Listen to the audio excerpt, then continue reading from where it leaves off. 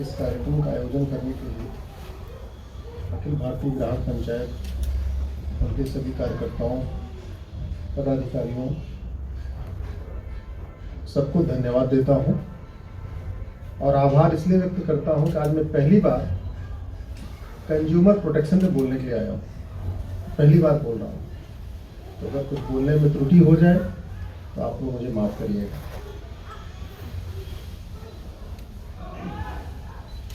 और इनफैक्ट अभी मैं मुझे आने में लेट इसलिए हुआ कि यहाँ NCDRC है INA में, मैं वहाँ मैटर फाइल कर रहा था और संयोग था कि आज यहाँ ग्राहक के ऊपर मुझे बोलना है और वो मैटर मैं फाइल कर रहा हूँ जो कर्नाटक से आया हुआ है, बेंगलोर से आया हुआ है। पहले वो लोग डिस्ट्रिक्ट कंज्यूमर फोरम गए, फिर स्टेट कंज्यूमर फोरम गए, दोनों जगह से जीत गए हैं, लेकिन वो बिल्डर उनको परेशान कर रहा है। बिल्डर ने अपील फाइल कर दिया, हम यहाँ पे वापस गए।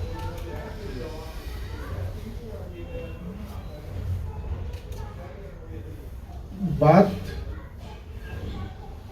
शुरू करते हैं भारत के संविधान। किसी भी देश का जो संविधान होता है वो वहाँ के रीति रिवाज, वहाँ की प्रथा, वहाँ की संस्कृति, वहाँ की भाषा को प्रमोट और प्रोटेक्ट करने के लिए होता है, प्रमोट और प्रोपोगेट करने के लिए होता है। तो भारत का संविधान भी भारतीय रीति रिवाज, भारतीय भाषा, भारतीय रहन सहन, भारतीय खान पान, भारतीय संस्कृति, उसी को प्रोटेक्ट और प्रमोट करने के लिए बनाया गया है, ना अमेरिकन या रूस या फ्रांस, सिंगापुर, जापान की संस्कृति, वेशभूषा या रहन सहन के लिए नहीं। और भारत की संस्कृति क्या है? सबसे पहले अगर आपको कहीं मिलेगा कि ग्राहक देवता के समान है, ये संस्कृति मुझे लगता है भारत में ही है और कहीं नहीं है। हमने ही अपने यहाँ शुरुआत में कहा भाई ग्राहक देवता होता है, ग्राहक देवता होता है। ये पहले छोटी छोटी दुकानों में भी हाथ से लिखा रहता है ग्राहक देवता होता है।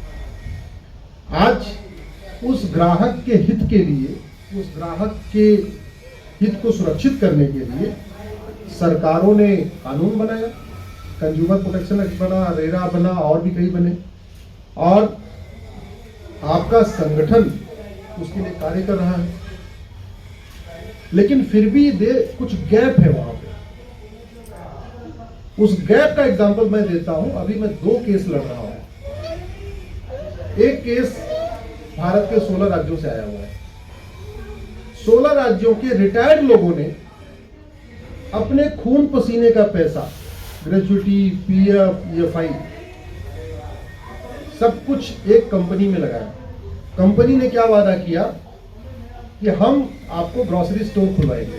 ये जो बिग मार्ट ऐसे नहीं, छोटी छोटी जो मॉल में दुकानें खुलती हैं, तो बोला जी आप लोग 50-50 लाख रुपए दो, हम आपको 10% इसका बेनिफिट देंगे, रॉ मटेरियल भी देंगे, जो आपका दुकान होगा उसका किराया भी देंगे, सब कुछ देंगे। और 16 राज्यों के 500 लोगों ने अपना पैसा लगा दिया, रिटायर्ड लोगों ने। इसमें कोई कर्नल है, कोई टीचर है, कोई कुछ है, कोई रजिस्ट्रार है, कुछ जो भी ऐसे लोग। वो कंपनी हाइपर मार्ट के नाम से खुली और जब 500 लोगों का पैसा लिया तो गायब हो गई। साहस देखिए, सेम कंपनी बिग मार्ट के नाम से खुली, 200 लोगों का फिर पैसा उसने लिया, यही ऑफर दिया, फिर कंपनी गायब। फिर उसने डी मार्ट के नाम से खोला।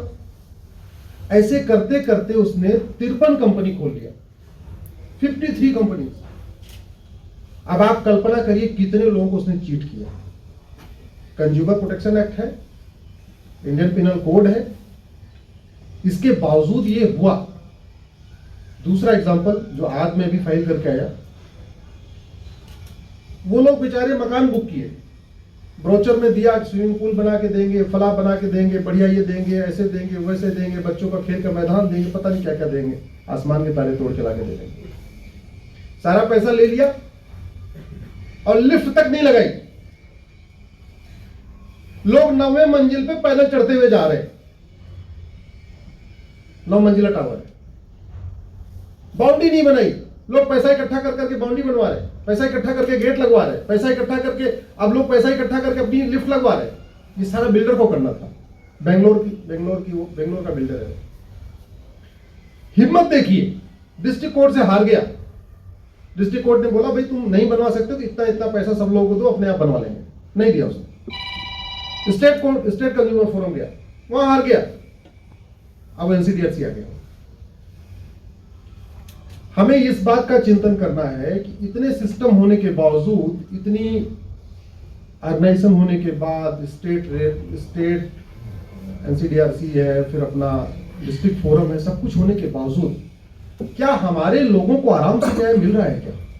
क्या लोग वास्तव में जो पैसे लगा रहे हैं ग्राहक, उनको उस पैसे के बदले जो उनको प्रॉमिस किया जा रहा है वो मिल रहा है कि नहीं मिल रहा है? मेरा ऐसा मानना है नहीं मिल रहा है। और लड़के मिले तो फायदा क्या हुआ? किसी व्यक्ति ने अपनी गाड़ी कमाई का पैसा लगाया, अब उसको 20 साल तक लड़ता रहे, लड़ने के बाद उसको पैसा मिले, डिस्ट्रिक्ट कोर्ट के वकील को पैसा खर्च करे, हाईकोर्ट में स्टेट में जाके पैसा खर्च करे, एनसीडीआरसी में आके पैसा खर्च करे, 15 साल लड़े, तारीख पे तारीख जाए, उसके बाद अगर उसको वो चीज मिल भी गई जो उसको प्रॉमिस की गई, तो मुझे नहीं लगता ग्राहक के साथ न्याय हो रहा है। ऐसा आप सब लोग इस बात से सहमत होंगे? ऐसा क्यों होता है? मैं कनाडा का कंज्यूमर प्रोटेक्शन एक्ट देख रहा था। एक डेट पड़ती है डिस्प्यूट में, केवल एक डेट। अगर आपने कुछ एग्रीमेंट किया और किसी ने एग्रीमेंट तोड़ दिया, चाहे वो रेंट का एग्रीमेंट हो, परचेज सेल का एग्रीमेंट हो, कोई प्रोडक्ट खरीदने का कुछ भी एग्रीमेंट है, और वो मामला कोर्ट में गया, तो कोर्ट केवल ये देखती है कि ये जो एग्रीमेंट है ये जेन्युइन है या फेक है। बस आपने अगर रेंट एग्रीमेंट किया कि 11 महीने बाद खाली करना है, तो कोर्ट और कुछ नहीं देखेगी। कोर्ट ये देखेगी कि जो एग्रीमेंट है ये जेन्युइन है, फेक तो नहीं है। अगर ये जेन्युइन है और इसमें लिखा है कि 11 महीने बाद आपको मकान खाली करना है या खाली जो भी है, तो आपको करना है, उसमें तारीख पे तारीख नहीं पड़ेगी। एक डेट 30 दिन। अब आप बताइए वहां के ग्राहक खुश होंगे या भारत की हमारे ग्राहक, यहां भारतीय ग्राहक खुश होंगे, जहां कहा जाता है ग्राहक भगवान है या ग्राहक है। दूसरी बात, भारत में रूल ऑफ लॉ है, कानून का राज है कि नहीं है? जोर से बोलिए जरा। कानून का ही राज है ना, किसी व्यक्ति का तो नहीं है। जरा जोर से बोलिए सब लोग, किसका राज है? अब जब कानून का राज है और कानून में ही कमियां हैं, कानून में अकाउंटेबिलिटी तय नहीं है, कानून में रिस्पॉन्सिबिलिटी तय नहीं है, तो कानून का मिसयूज तो होगा। हम दाढ़ी बनवाने जाते हैं, 40 रुपए देते हैं सेविंग करने का, तो ये एक्सपेक्ट करते हैं कि अच्छी तरीके दाढ़ी बनाएगा। ये थोड़ी चाहते वो हमारी दाढ़ी काट देगा। हम बाल कटवाते हैं 50-60 रुपए दे, चाहते बढ़िया बाल काटे। हम ये थोड़ी चाहते कि बाल ऐसे छोटा मोटा काट दे। डॉक्टर से इलाज कराते हैं, 300 रुपए फीस देते हैं, 500 रुपए फीस देते हैं। हम ये आशा करते हैं कि वो इस तरीके से दवा दे दे कि मेरा अगली बार मुझे इसके पास आना ना पड़े। एक बार में दवा दे दे, 2-3-4 दिन खाने के बाद मैं ठीक हो जाऊं, ये आशा करते हैं। हम स्कूल में फीस देते हैं, चाहे वो ट्यूशन की फीस देते हैं, जो भी चाहते, हम चाहते हैं कि भाई जो हमने फीस दिया है इसका पूरा आउटपुट आना चाहिए, हमारे बच्चों को अच्छी तरीके से टीचर पढ़ाए। हम ड्राइवर रखते हैं 15,000 रुपए देके, तो आशा करते हैं कि अच्छी तरीके गाड़ी चलाए, गाड़ी को खरोच नहीं आनी चाहिए, गाड़ी में एक्सीडेंट नहीं होना चाहिए, गाड़ी में ठोकर नहीं लगनी चाहिए। ये आशा करते हैं नहीं करते? जरा जोर से बोलिए। हम जहां छोटा छोटा काम करते हैं वहां इस बात की आशा करते हैं कि भैया मैं अगर चाहे 50 रुपए नाई को दे रहा हूं या 5 रुपए या 10 रुपए कपड़े प्रेस करने वाले को दे रहा हूं, तो हम चाहते हैं जो कपड़ा वो प्रेस करे तो बढ़िया अच्छी तरीके कपड़ा प्रेस करे। वो 10 रुपए देते हैं, उसमें ज्यादा नहीं देते। लेकिन हम जिसको वेतन भी देते हैं, गाड़ी भी देते हैं, भत्ता भी देते हैं, आजीवन पेंशन भी देते हैं, ड्राइवर भी देते हैं, साथ में नौकर भी देते हैं, 5-7 उसके पीछे पुलिस वालों को भी लगाते हैं, कभी उससे हम नहीं आशा करते ना उससे पूछते हैं कि जो तुम ये कानून बना रहे हो ये काम का है कि ये गड़बड़ है। आखिर सांसदों का काम क्या है बताइए जरा। कॉन्स्टिट्यूशन में पार्लियामेंटेरियन को कहते हैं लॉ मेकर। क्या कहते हैं? लॉ मेकर, कानून निर्माता। तो जैसे फिल्म निर्माता का काम है अच्छी फिल्म बनाना, मिस्त्री का काम है अच्छी तरीके मकान बनाना, नाई का काम है अच्छी तरीके दाढ़ी बनाना, धोबी का काम है अच्छी तरीके कपड़ा प्रेस करना, डॉक्टर का काम है अच्छी तरीके दवा देना, ड्राइवर का काम है अच्छी तरीके गाड़ी चलाना, वैसे सांसद और विधायक का क्या काम है? अच्छी तरीके कानून बनाना। वही सांसद और विधायक जब अपना घर बनाते हैं तो कम से कम 4-5 आर्किटेक्ट से बात करते हैं। वही सांसद विधायक जब अपना घर बनाते हैं तो कम से कम 10 अच्छे घर देखते हैं। फला का घर कैसा बना, फला का घर देखते नहीं देखते? आर्किटेक्ट से बात करते नहीं बात करते? तो वही सांसद विधायक जब देश के लिए कानून बनाते हैं, देश का भविष्य तय करते हैं, तो क्यों नहीं 8-10 देशों का कानून देख लेते? अपना घर बनाना है तो 10 घर देखना, और पूरे देश के लिए कानून बनाना तो ये नहीं देखना है अमेरिका में क्या हो रहा है, फ्रांस में क्या हो रहा है, कनाडा में क्या हो रहा है, जापान में क्या हो रहा है। अगर भारत में कोई समस्या है और वो सिंगापुर में नहीं है तो अंतर क्या है? या तो उनके प्रधानमंत्री ज्यादा अच्छे हैं, हमारे प्रधानमंत्री ज्यादा अच्छा है, या उनका कानून ज्यादा अच्छा है। भाई अगर बीमारी ठीक नहीं हो रही है तो क्या क्या हो सकता है बताइए जरा? दवा गड़बड़ हो सकती है, नहीं हो सकती? दवा नकली हो सकती है, डॉक्टर को नहीं पता दवा कौन सी देनी है, या डॉक्टर की इच्छा नहीं है कि दवा काम करे, या डॉक्टर नहीं चाहता बीमारी ठीक हो। अगर बीमारी ठीक नहीं हो रही है तो 4-5 ऑप्शन है। क्या? डॉक्टर अनपढ़ है, अयोग्य है, डॉक्टर की नीयत ठीक नहीं रही है कि बीमारी ठीक हो, डॉक्टर की नीयत अच्छी है, दवा भी ठीक नीयत अच्छी है लेकिन उसको पता ही नहीं दवा कौन सी देनी है तो दवा नहीं अच्छी दे पा रहा, या डॉक्टर की नीयत भी अच्छी ठीक है, अच्छी है, दवा भी अच्छी है लेकिन दवा नकली है। यही तो हो सकता है। तो जो समस्याएं भारत में हैं खासतौर पे ग्राहकों के प्रति, अगर वो अमेरिका का ग्राहक इतना परेशान नहीं है, सिंगापुर का ग्राहक इतना परेशान नहीं जितना भारत का ग्राहक परेशान है, या जापान का ग्राहक परेशान नहीं है, अंतर क्या है फिर? या तो हम मान लें कि उनके प्रधानमंत्री बहुत अच्छे, उनके मुख्यमंत्री या उनके सांसद बहुत अच्छे, और या उनका कानून अच्छा है। मेरा ऐसा मानना है उनका कानून अच्छा है, क्योंकि आज की डेट में हमारे प्रधानमंत्री से ज्यादा मेहनती प्रधानमंत्री आपको भारत में पूरी दुनिया को मिलेगा नहीं। हमारे प्रधानमंत्री ज्यादा ईमानदार प्रधानमंत्री दुनिया में कोई है नहीं। हमारे प्रधानमंत्री से ज्यादा पैशनेट कोई व्यक्ति मुझे नहीं लगता इतनी मेहनत करने वाला, इतना ईमानदारी के साथ लगा, इतना जो है कि भारत कैसे भी अच्छा हो। लेकिन अगर व्यवस्थाओं में कमी है तो इसका मतलब कहीं ना कहीं नौकरशाह या नीचे जो फाइल मूव कर रहे हैं या जो बाकी चीजें करने वाले वो ठीक से नहीं बता रहे हैं हाँ ये हो सकता है, ये हो सकता है, ये हो सकता है। इसलिए मेरा ये मानना है कि अगर भारत का उपभोक्ता परेशान है, उसकी जीवन भर की कमाई डूब रही है, और वो व्यक्ति एक कंपनी के बाद 2 company, 3 company, 4 company, 5 company, 53 company बना लेता है, और उसके बावजूद दिल्ली हाई कोर्ट मैंने सीबीआई जांच के लिए पिटीशन फाइल किया है।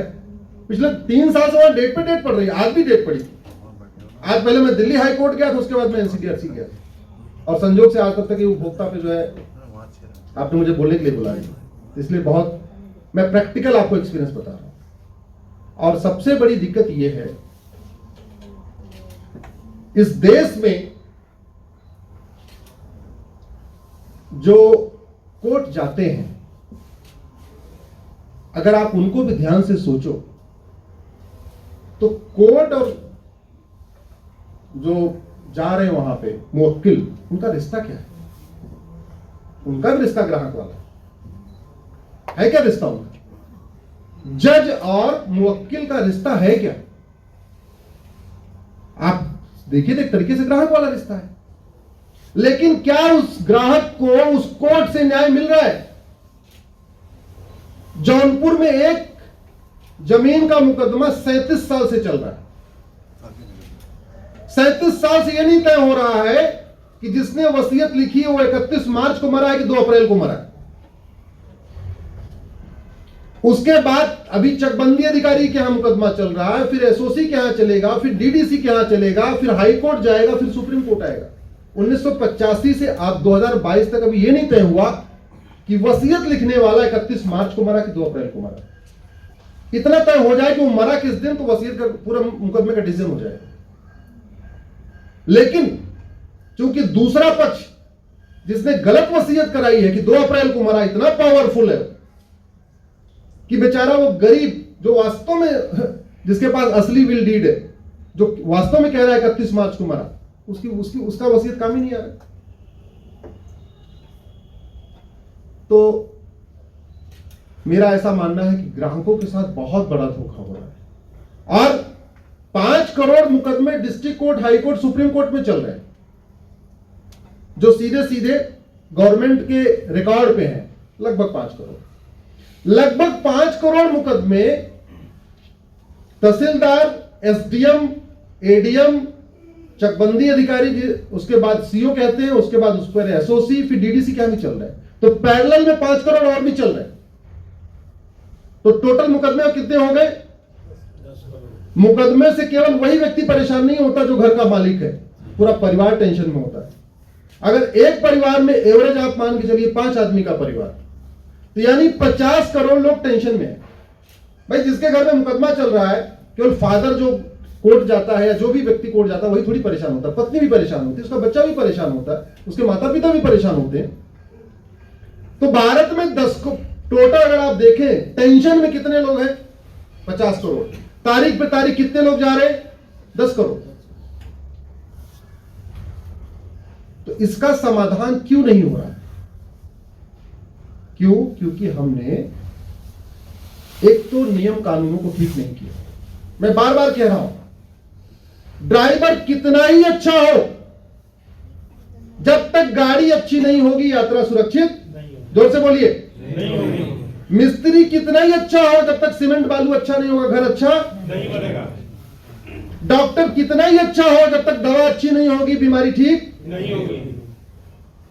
उसी तरीके शासक कितना ही अच्छा हो, जब तक नियम कानून अच्छा नहीं होगा तब तक न स्वराज आएगा, न शांति आएगी, न समृद्धि आएगी, न देश का विकास होगा। दुनिया में एक देश मुझे बताइए जहां अच्छे नियम कानून हो वहां गरीबी हो। दुनिया में एक देश बताइए जहां पे अच्छे नियम कानून हो वहां इतने अपराध हो। दुनिया में एक देश बताइए जहां अपराध कम हो वहां गरीबी हो, जहां अपराध कम हो वहां पे अशांति हो, जहां अपराध कम हो वहां पे पिछड़ापन हो। बहुत सीधा सा रिलेशन है। कानून का रिलेशन गरीबी से है, कानून का रिलेशन भ्रष्टाचार से है, कानून का संबंध सीधे सीधे बेरोजगारी से है, कानून का संबंध जो है शांति से है, सुख शांति से है। मतलब अगर दिल्ली के लोग रात को 11 बजे अपनी बेटी को बाहर शॉपिंग करने से भेजने से डरते हो, लेकिन वही दुबई में जाके शॉपिंग करते हो आराम से 12 बजे रात को, तो कुछ तो गड़बड़ है।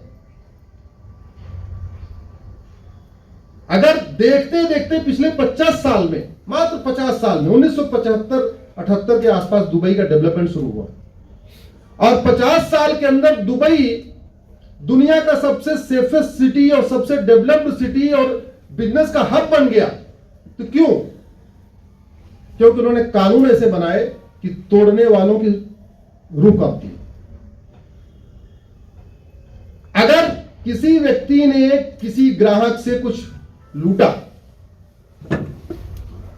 और 20 साल के बाद मुकदमा चला के उसको मिल भी गया, तो आपने मैसेज अच्छा नहीं दिया। कानून या तो समस्या को बढ़ाता है या घटाता है। कानून दवा की तरीके काम करता है। जैसे अगर आपको तबीयत खराब है आपकी, तो दवा खाएंगे तो या तो बीमारी ठीक होगी या बीमारी बढ़ेगी। एज इट इज आपकी स्टेटस नहीं होगी। बुखार या तो बढ़ेगा या घटेगा, डायबिटीज या तो बढ़ेगी या घटेगी। दवा खाने के बाद कुछ न कुछ फर्क जरूर आएगा बॉडी में, या तो समस्या बढ़ेगी या समस्या